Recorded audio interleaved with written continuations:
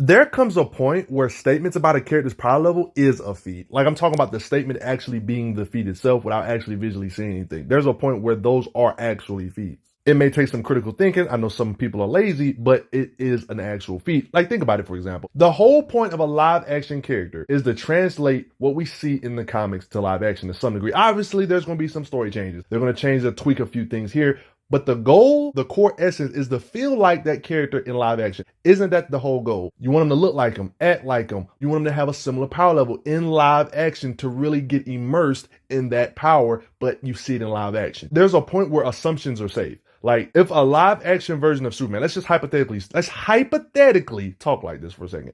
If a live action Superman states out his own mouth, I can bench press a planet. But in the movies, we haven't seen him do it, right? So you're saying, oh, it's just a statement. It ain't true. We need actual concrete proof of that. He's Superman in live action. His source material, another continuity of himself, not the same guy, but the whole point is to translate him to live action. Even though we haven't seen the live action Superman lift a planet, if he states it, I think that's one of those rare situations where you can use that statement and actually take it seriously and confirm it. Because we know Superman, if you've been on the channel long enough, you can just Google it. There's a billion occasions of Superman moving, lifting, bench pressing planets, all that ridiculous stuff. So if you hear a movie version of him say something like that, you know his source material and you know his history, his reputation, you tend to believe it, even though we haven't seen the movie version do it. I mean, obviously, people get skeptical if they struggle to do something, or if you've seen the movie one get hurt by bullets, then yeah, you could argue, yeah, okay, in that case, we need to visually see him do it if it's very debunkable by the stuff we see him do. But also, it could be a retcon. It could be context to the story. Superman that was getting hurt by bullets, he might have been weakened by magic, kryptonite, red sun, but at his full power, he would be able to move a planet, blah, blah, blah. You see? There's certain characters that say statements that are absurd without any visual proof in live action that we would believe automatically because of their source material reputation, basically. Even though they're two different universes, versions of the same character, they're two different continuities. When you see the main continuity do something crazy and then the knockoff version or the live action version, the alternate reality version of that character say they can do it, you kind of tend to believe it based on the source material. Now, for example, where this wouldn't work would be like if you was to hear Black Panther in a live action movie say, I can bench press the earth. You would tend not to believe it. If you was to hear Spider-Man in live action say, I can bench press the planet, you wouldn't believe it, considering you're not going to see Spider-Man in the comics books bench press a planet. You're not going to see Black Panther bench press a planet. Now, if the live action Black Panther said, my claws can cut the Hulk, you would tend to believe Black Panther, even though we haven't seen it happen in the movies yet, you would tend to believe his claws can cut the movie version of Hulk because in comics, he has them overpowered claws and the movies are kind of piggybacking off that idea. They got their own version of vibranium in the movie universe. In the comics, we've seen vibranium cut anybody, Hulk, it don't matter, millions of times. It's a part of the lore. So you would tend to believe the movie version can do it too, based on that statement without them seeing him do it because of the comic book reputation. It's the same thing for characters like Hulk. If the movie Hulk was to say he can lift the planet, you would believe it based on his comic book reputation. As long as there's not too many contradictions in the live action, blah, blah, blah, blah, to suggest they wouldn't. Or it could be there are contradictions in the live action, but the movie writers made a mistake in the past of making them where they couldn't do it. So now they're retconning their mistakes. They're saying, okay, that past movie where I said he would die from a nuke, we're retconning that to where, no, he wouldn't die from a nuke. He's strong enough to lift planets now. And it could be a simple case like that. You know, newer the movies get, the more new writers in live action, you know, people make mistakes and stuff. It's a slippery slope when you take statements without the proof. But there are exceptions where you can just straight up take the statement and just run with it because of the reputation of the source material. A good example of this would be like Red Hulk in the MCU, right? He barely has any feeds. We haven't seen him fight none of the powerhouses. So we just got to assume he's building busting level at best. His punches at best, since that's all we've seen him do, he can punch a building down. That's the best he can do. When you really look at all the characters in the universe he should be similar to, like the Hulk himself or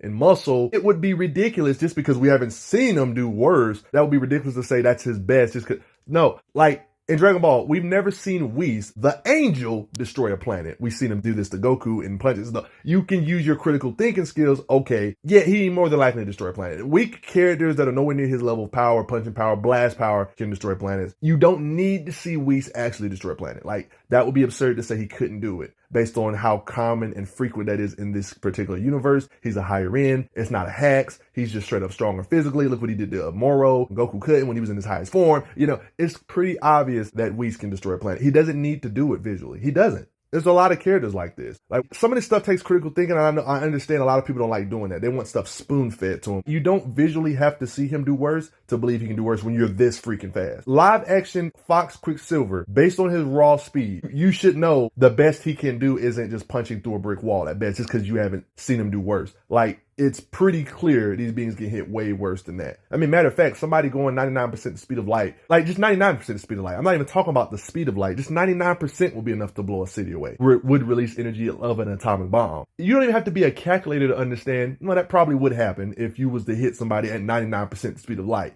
Think about a baseball coming at you at 500 miles per hour, and then think about that same baseball coming at you at 600 million miles per hour. You know there's going to be an astronomical gap based on the different speeds. 500 versus 600 million. That is astronomically different. It doesn't take rocket science to know that the hit would be a lot harder with that speed. Metro Man, the fact alone, he doesn't even need strength feats. He's this fast. Automatically, he should be able to hit harder, like a certain level of speed based on the speed we've seen him do.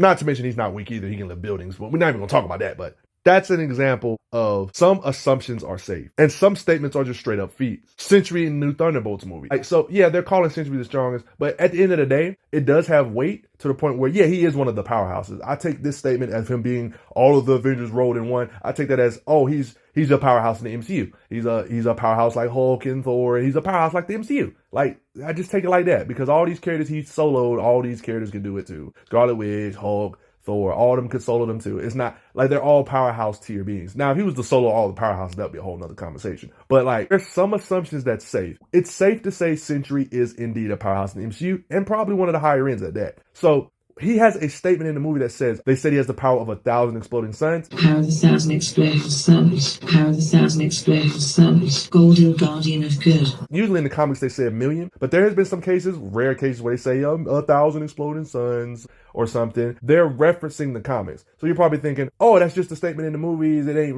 really that strong in the movies. No, I 100% think you should take that statement completely serious. The power of 1,000 exploding suns, 1,000,000 exploding suns, whatever the movies try to use, that's a big part of Sentry's mythos. Even the writer or creator of Sentry said that. It's a big part of his character. Why would they not have that kind of power in live action? They even mentioned it in live action. It's not an exaggeration when the movie Sentry has the power of 1,000,000 exploding suns. We already seen an Avenger in the same universe, Captain Marvel, ignite a dying star, and he's apparently above her. So it actually makes sense for the lore and narrative we have so far, consistency, for him to have that power of 1,000 exploding suns. And it is a statement that should be taken as a feat. It's literally mimicking the source material. Two different universes, but the knockoff universe is mimicking the source material on something that's an essential part of his character. It's an actual feat. If Invincible stated he can lift the universe, okay, he can probably move a planet or move a moon or a planet or something. You probably would believe those. But him saying he can move the universe, you would probably be skeptical considering that the stuff they struggle with and you know, it gets very inconsistent. I could see why somebody wouldn't believe his statement. But if somebody like Superman was to say it, considering he's always a match for Shazam, Shazam has the strength of gods and titans that can literally hold the universe. If Superman was to state he can lift the universe or heaven, you would tend to believe it. Same with Hercules in Marvel Comics. He has shown to lift the universe. If the Hulk was to say he can lift the universe, you would tend to believe it, considering that Hulk and Hercules are comparable in strength, or Hulk can even surpass him with anger and stuff. You see why some statements are just straight up feats. If somebody like Vegeta admits a character is stronger than him, knowing how prideful and egotistic he is, that's a freaking feat.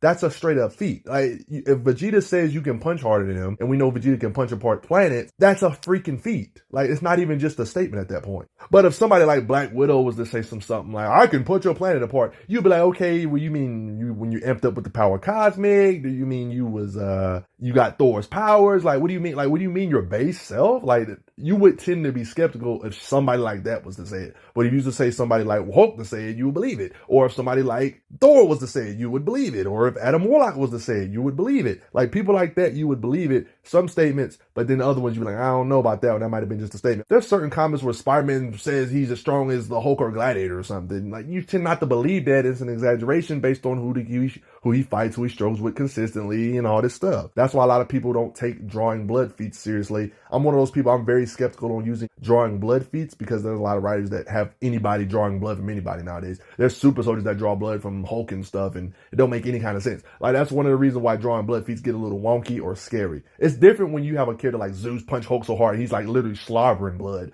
versus like a little piece of drip of blood come off. It's kind of hard to be like, oh, Captain America's punches can punch apart the whole planet now because we've seen him draw blood from a Thorish, Hulkish people, or you stagger them or something. And when the writers ain't even thinking that hard, the writer just had him move them, and the writer's not thinking when he had Captain America move the Hulk that he's strong enough to push a planet. The writer ain't thinking that deep sometimes. Like a lot of the stuff, they are thinking that deep, and sometimes they're not thinking that deep. Like when a writer has a character vomiting blood, like how Zeus did the Hulk here, okay, the writer is making a statement. This dude Zeus is insanely strong. But you probably won't see somebody like Captain America punch a Hulk being and they're just slobbering blood like that. You might see like a little piece of drip. It doesn't necessarily mean you should try to say, oh, Captain America can really hurt the Hulk for real, or it's a thin line. Yeah, it happened, but at the same time, you got to use your critical thinking and be like, I don't know about that one. You see, it gets tricky. It takes a lot of critical thinking for this stuff more than you think. Everything isn't just black and white. All statements should be taken seriously, but some should, and some statements are just straight up feeds. Saying somebody like MCU Red Hulk is a city buster at best would age like milk because you're just disregarding all the hierarchy of power in Marvel, just assuming just because we haven't seen him blow a city away, he can't do it when there's characters that are in his power range hierarchy that easily can. It would just be ridiculous. I mean, we've seen Thor blow away a city with ease. You think he's nowhere near that power? Like, come on now. We know based on the way we saw Hulk and Thor fight in Avengers 1, we know the gap in muscle isn't that far off or strength. Another good example would be like in Black Myth Wukong, the video game. Like it's based on the being Sun Wukong. So there might be statements from the actual Journey to the West book in the game. So a lot of people try to say, oh, we ain't seen the video game version do it. He can't do it. No, the video game version can do it. They're mentioning the same stuff from the continuity. It's the same concept. We haven't seen him do it. He does ridiculous stuff like getting large, like the one it's a video game. We're not going to see him grow the size of the universe in the game. But there's no reason, because the game literally has quotes similar to that, he should be able to do it too. Like it's the same concept. It's one of the things, yeah, based on his reputation, based on his myth cell, based on what this is based off of, yes, the video game version statements are basically just straight up feats at this point.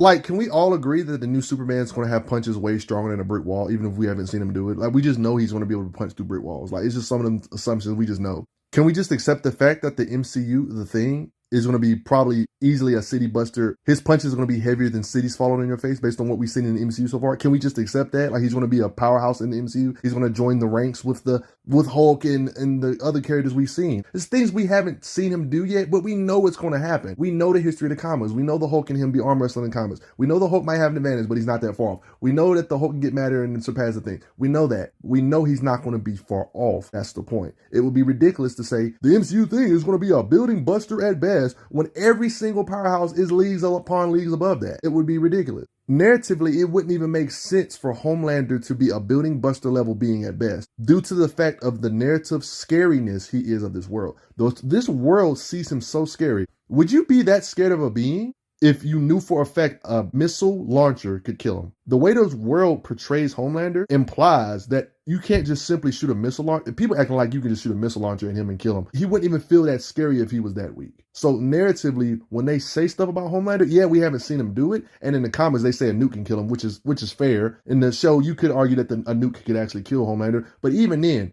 to say he's building level at best, his durability and his punching power, it just wouldn't add up. And then people will say stuff like, well, he got hurt by Maeve. Well, what the heck does that mean? That just means Maeve is strong. That doesn't mean Maeve is building buster at best either. She just can hit that hard. Sit here and think about this for a second. Do you think it would make sense for somebody in this universe to be this scary and you knew for a fact there were weapons everywhere that you can just get your hands on that can kill him? He wouldn't even be that scary. Or you could say, oh, he's scary because he can dodge him, which is true. But he got the cape, he can fly, laser vision. They're implying this universe is giving an evil Superman archetype. And it's just a statement. When they say stuff like they've tried every weapon on Earth on them, I believe it. Even though they've tested stuff on them and hurt them, it didn't have any lasting damage. People try to use the fact, oh, he got hurt by heat. Being hurt and being killed are two different things. First of all, heat is not pressure. Heat isn't blunt force power. Just because you can hurt him with an elemental something doesn't mean, oh yeah, he ain't that strong. No, that's just heat. It's like saying you can burn Hydro Man, so he's not that strong. No, Hydro Man can still blow your city away because he's freaking water. That doesn't change. Oh, just because he gets hurt by some heat doesn't mean he's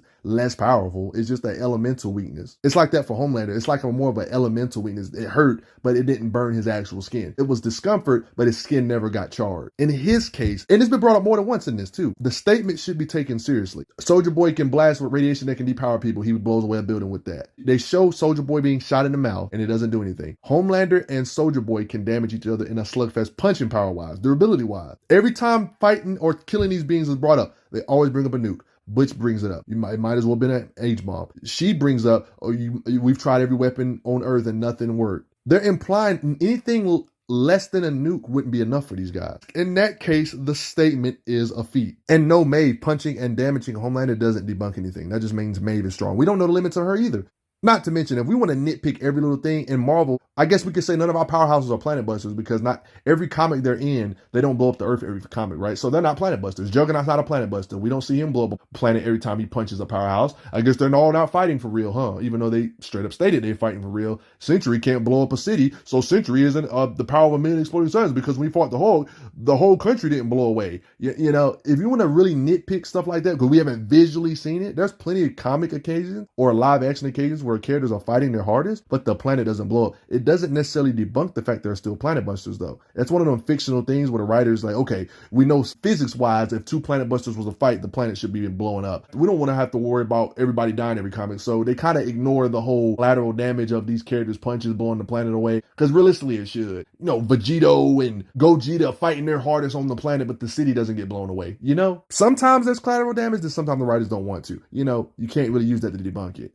It's the same thing with these characters. There's just some freaking writers that don't know the weights of stuff. Like when writers say 100 tons, they can lift about, like, come on, bro. Like there's characters that are in the 10-ton class that can lift 100 tons. Like that's a pure example of not doing math. Or Akira Toriyama saying Goku can't lift 40 tons when we see them lift way more than that. You know, we see them lift way more than that as a teenager. That's a math issue. That's a mistake. Like writers make mistakes. These are fictional worlds. So the writers that made them they can't make mistakes. But at the same time, it's up to you to use your critical thinking and put it together. Okay, they say he's 100-tonner, but wait a minute, we've seen a 10-tonner lift 100 tons. So maybe that's just like a class. It's not the actual number itself. Sometimes they write the word ton. Sometimes they say the word class. I would say just stick with class. Don't take the word number. The number of it is serious. I say that a lot on the channel too. Sometimes statements are feats, but it does matter the context. What are your thoughts on that below? I want to hear your thoughts. Does it sound like I'm talking Chinese, or does this stuff make sense to y'all? I want to hear your thoughts below on that. Yeah, some statements you just got to straight up take seriously, y'all. And it's a feat. The statement itself is literally a feat.